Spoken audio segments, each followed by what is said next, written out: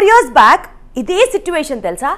ఆ హీరోయిన్ అప్పుడు అసలు తెలుగు ఫిల్మ్ ఇండస్ట్రీలో లీడింగ్ లేడీ, తను ఎగ్జాక్ట్గా కూర్చోబోతోంది నంబర్ 1 పొజిషన్లో అని అనుకునే టైంకి సీన్ కట్ చేస్తే వరుస పెట్టి ఫ్లాపులు పలకరిస్తూ వెళ్ళాయి.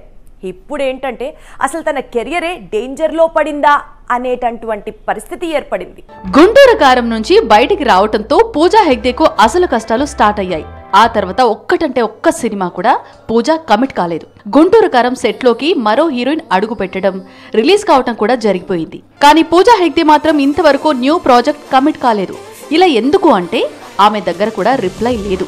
కావాలనే బ్రేక్ తీసుకుంటుందా లేక కెరీర్ కు కావాల్సిన క్యారెక్టర్స్ రావటం లేదా అనేది ఎవరికీ తెలియటం లేదు.